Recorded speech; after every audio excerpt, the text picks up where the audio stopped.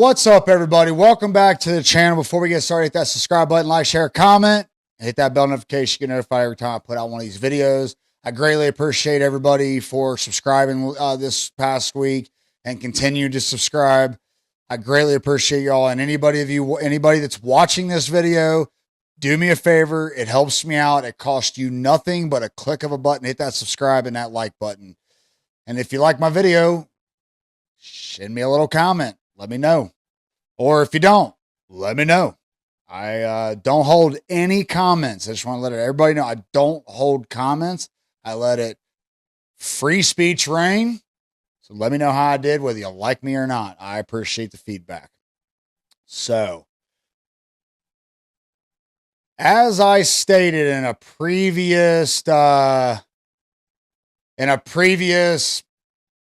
video about when the first assassination attempt on Trump's life, I said one of the first of many, or something like how I captioned it. I really believe there was going to be multiple attempts on Donald Trump's life. The former president of the United States, probably going to be the future president, number 47.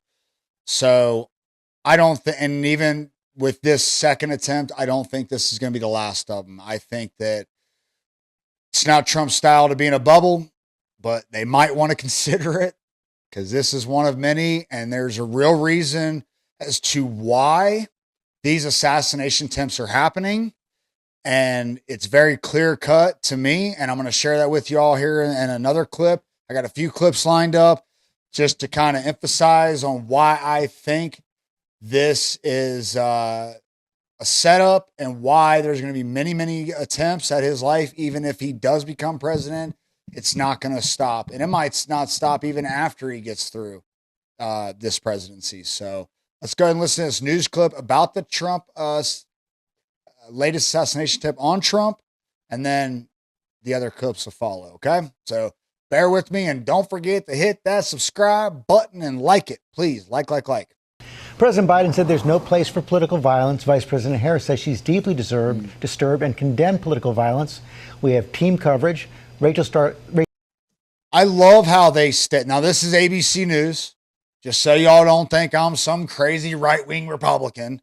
Half the time I get news from stations that I majority disagree with, but if sometimes they report things properly. So, but also they say though that Biden and Harris have come out and said there's no place for blah, blah, blah, blah, blah, and violence and political violence and all this. Yet their rhetoric for the last 3.5 years and before that has stated otherwise. Rachel Scott starts us off from West Palm Beach. Good morning, Rachel.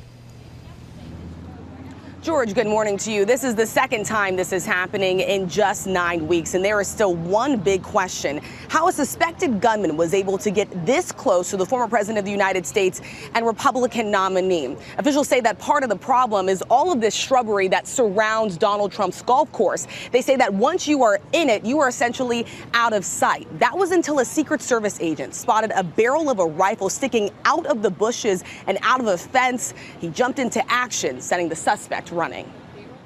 This morning, for the second time in just 2 months, the FBI is investigating an apparent attempted assassination on.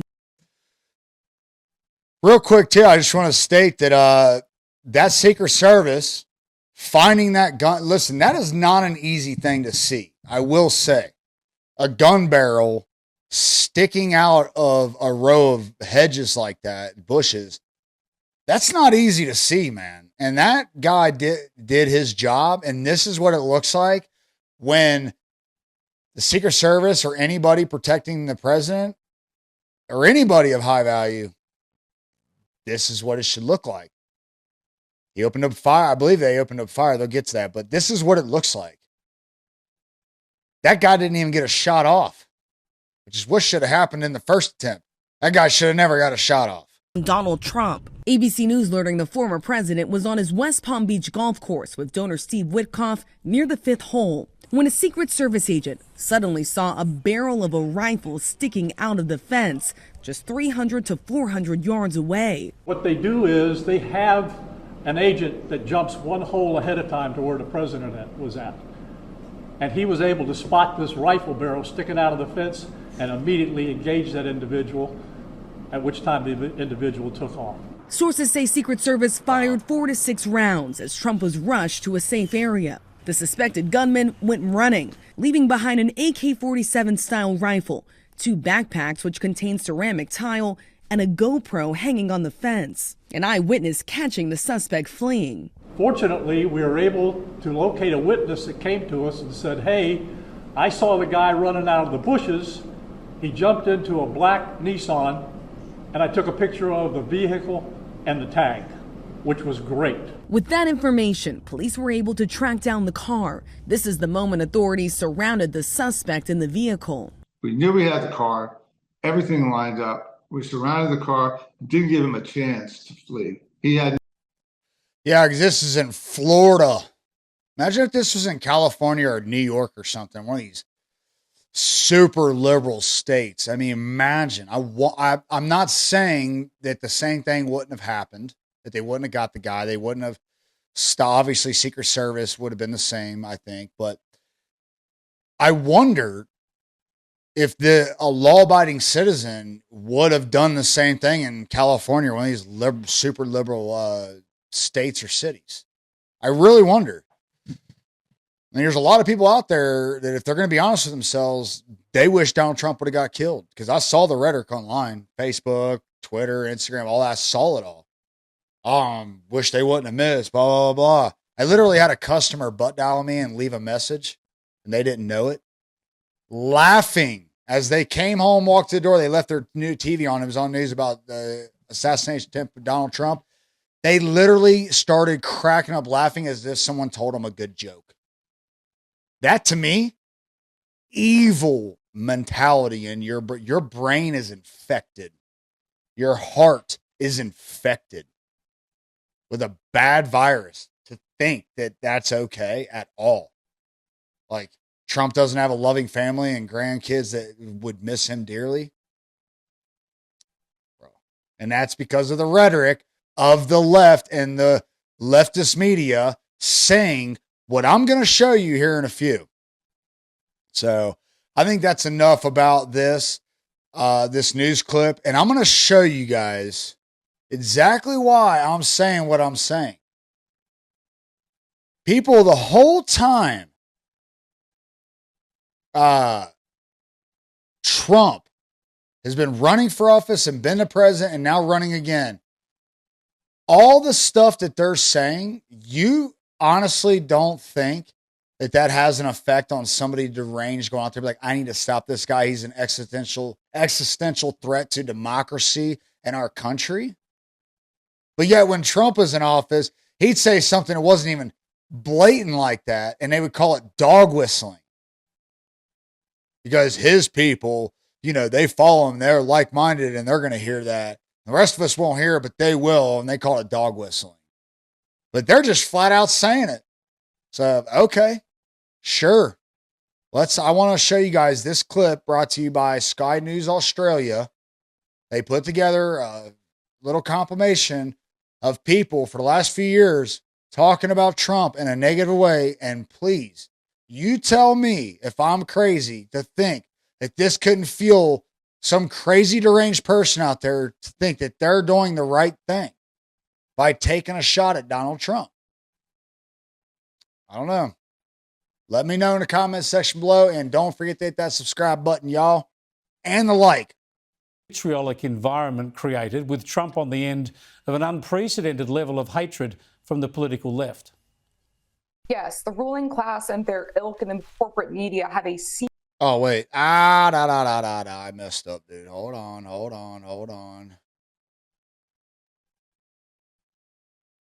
I apologize, y'all. I'm getting better at this stuff. He's running against a man who is an existential threat. Donald Trump is a plague on the American conscience and the American nation. Donald Trump is an existential threat to whom the antidote is Joe Biden. I think that Donald Trump is the most grave threat that we will face to our democracy in our lifetime. When somebody stutters like that, they're so nervous to say it. I don't think they actually believe it. They're just saying what they're told to be said.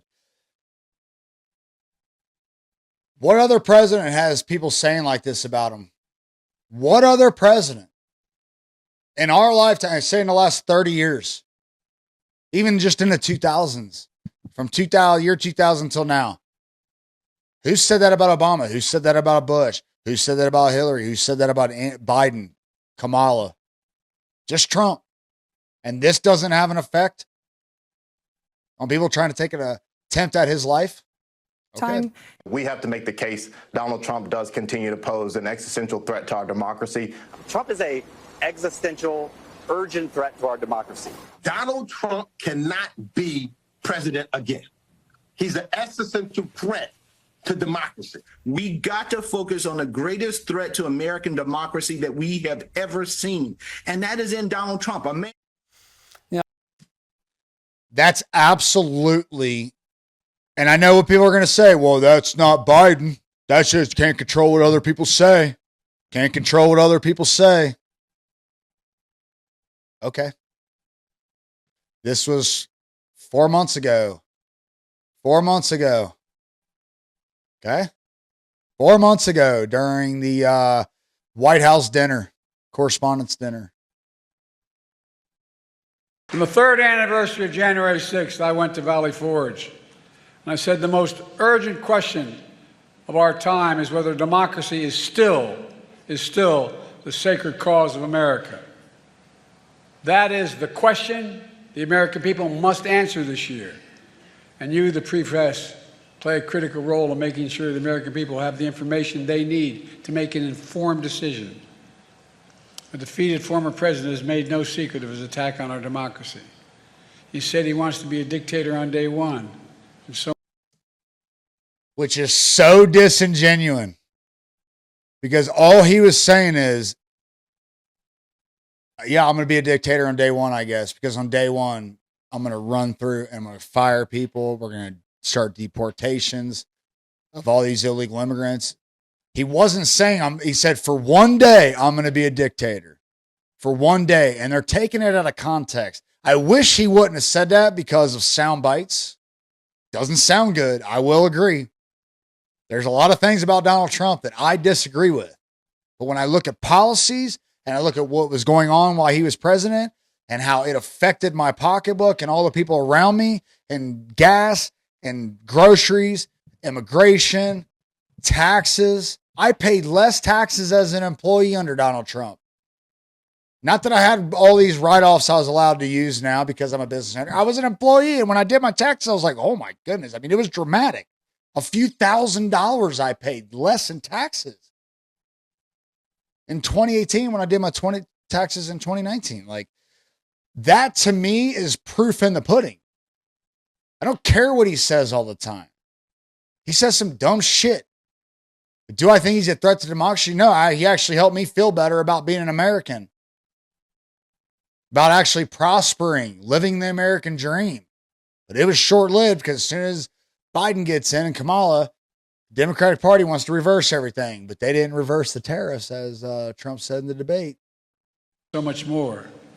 He tells supporters he is their revenge and retribution. When in God's name have you ever heard of another president say something like that? And he promised a bloodbath when he loses again. Which is another disingenuous thing to say, because he was saying there will be a bloodbath on the auto industry. That's what he was stating. They take it out of context yet again. Key words that most people are not going to go do their research and see the whole entirety of the statement that he actually made. He said if they keep going with their policies, and I'm paraphrasing, I don't remember every single word, but he's saying that with these policies and the way they're headed, it is going to be a bloodbath on the auto industry, and it's going to kill Detroit like it already has in years past. Detroit used to be like the model city of the world, dude. It was booming. And then they killed it, moving our factories out of the country. That's what he's saying. Not a bloodbath on America and Americans that don't agree with him. We have to take this seriously. 8 years ago, you could have written off it as just Trump talk, but no longer. Not after That's not true. Look, Peter Ducey's like this POS. That's not true because before they were calling it dog whistling. January 6th. I'm sincerely not asking of you to take sides, but asking you to rise up to the seriousness of the moment. Move past the horse race numbers and the gotcha moments and the distractions, the sideshows that have come to dominate and sensationalize our politics. And focus on what's actually at stake. And the third. Yeah, focus on what's actually at stake, like our borders being invaded, inflation at an all-time high, gas prices going right back up to where they were and during the recession days when you're paying $5 something a gallon. The national average of gas has went up over $2 a gallon, you guys. There's a lot of groceries out there that have seen 30, 40% increase. And when a gallon of milk goes from $4.99 to $6.99, you do the math. What's the percentage of markup on that? Eggs, all this stuff. I mean, I went from filling my work van up for about 55 to 60 bucks, something like that, maybe 65 at most, to now $90, $100 to fill my tank up, same tank. The other day, even though gas prices dropped a little bit, and I'm getting gas at Sam's Club, which is where I'm at on average, is about 35 to 40 cents cheaper than anywhere else around town because I'm a member. And I'm still paying. I've got gas yesterday. It cost me $89 to fill up versus about $60, $65 towards the end of Trump's presidency before the pandemic and all that hit. Another thing is they try to say we create all these jobs, which they inflated their numbers. They inflated their numbers. And a lot of the other jobs that you can count that are not inflated are bounce back jobs from people just going back to work after everything opened back up. I mean, that's just like an obvious thing to me. It's just obvious to me. Okay. And with all this rhetoric, how can we honestly, as Americans, just as logical adults here, as people that are paying attention, say we're paying attention. A lot of people say I'm paying attention. I'm up to date. Okay. How can you say that this rhetoric isn't going to cause some deranged person out there that literally thinks they're fighting for the right cause to go out and take a shot at Donald Trump? Now for the second time. Thankfully, the second shooter didn't get a shot off because Secret Service actually did their effing job this time. You know, and I will say, look, I'm going to show this video of the shooter this time, or attempted shooter, I should say. He didn't get a shot off. An interview from a couple years ago about the Ukraine war and what he was doing. I actually really think this guy genuinely thinks he was doing the right thing by the statements that he made about why he's going over to help the Ukrainians fight against Russia. So take a look at this. And the rhetoric from the left and the media and the president himself and Kamala, the VP herself, is saying that it brings out people like this who literally think they're doing the right thing. Originally, so I live in Hawaii now, so flew all the way from Hawaii here. So the question as far as why I'm here, to me, you know, a lot of the other conflicts are gray, but this conflict is definitely black and white. This is about good versus evil. This is a storybook, you know, any movie we've ever watched, this is definitely evil against good. I mean, we're battling a situation here where, you know, the Ukrainians and the rest of the world are caring and kind and generous and unselfish and take care of one another. And it's just a matter of, you know, we need to stand up for that. That is the most important thing in the world, is just to show human beings that we're kind and we're caring and that we take care of one another and that the world is united so that we feed each other and make sure that, you know, we all move forward as one collective whole unit. So, you know, we feel the pain of one country's failure and their conflicts, and we enjoy the successes of other countries that are doing good, and we all work together. And for some reason, Russia does not grasp this concept that we're all one unit, and we have to get along and work together and be normal human beings. This is 2022. We have to work together. It seems. Okay, he's going to start rambling. Now listen, the guy has an American flag on, shirt on. Okay, he's obviously a patriot. You don't wear that if you don't like your country, America. And a lot of pictures I've seen floating around internet, and I try to get on his Facebook page, but it's private. I believe it's marked private, or else he doesn't have my 2 photos on there. And he's got an American flag around his neck. You know what I mean? He's a patriot. And then you look to his hair, and I don't know if he's trying to do like red, white, and blue, but didn't like red in his hair or something. But anytime, this looks kind of purplish to me. I'm colorblind. Tell me if I'm wrong. Anytime I see people with this kind of hair, I'm like, it's hard not to think like Antifa, radical, BLM, all this stuff. People that support radical behavior, assassination attempts on Donald Trump's life. People that are like, yeah, I wish he didn't miss.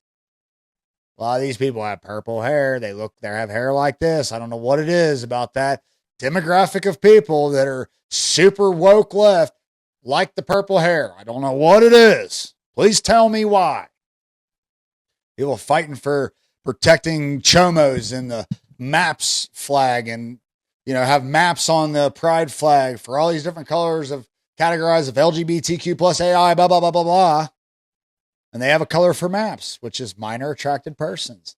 They all defend that kind of crazy stuff, and all of them got the crazy hair. But he has an American flag. He has patriots. But listen to what he's saying. He believes he's doing the right thing. If you believe somebody's evil or something's evil, and that you're on the good side, the side of good, fighting evil, would you not sign up to fight that evil? He believes he's doing the right thing. I believe he's doing the right thing. I really do believe wholeheartedly. He's like, I'm fighting against evil. This is not a gray area. This is black and white, which is why he would sit up on a golf course to take a shot at Donald Trump. It's obvious. This is obvious to me. Now, let me know in the comment section below if you think I'm talking crazy. I think I'm being logical here, but crazy people don't know they're crazy. I don't know. Maybe I'm crazy and don't know it. I don't think so, but let me know what y'all think in the comment section below. I think this is crazy to think that there's no correlation at all with them saying he's an existential threat. You just heard a 1 minute clip of existential threat to democracy. He's going to be a dictator. We're fighting against evil. Existential threat to democracy. They've said it. Almost every one of them say that. And that's not even dog whistling. That's just coming out and saying it. Imagine what they say behind closed doors. So, listen, this is kind of a long video. I appreciate y'all for bearing with me. I just want to share this. It's not so much about assassination attempt as it is much about people who are advocating for it, basically. I'm not talking about dog whistling. Them saying that is basically advocating for someone to do something about it. Whether it's a bullet through his head or not, we want someone to do something about it. Biden said, put him in the bullseye. Okay, dude. Doesn't have nothing to do with it. I don't know. Hey, let me know what y'all think, man. Honestly, I get a little fired up about this stuff, but I still got to live my life, and I expect y'all to still live your life, but please pay attention to stuff like this. Don't fall for the bullshit of one side or the other. I'm an independent. I voted for Democrats most of my life. Now I'm voting Republican. I have some conservative values that I stick to. But outside of that, I'm pretty liberal myself. Let people do what they want to do. Smaller government. Our government's too big. Too much overreach. Till next time, peace. I've traveled so far, couldn't tell you how far. Feels as though I have been a million places at once. Many lives I have lived, many battles I fought and lost.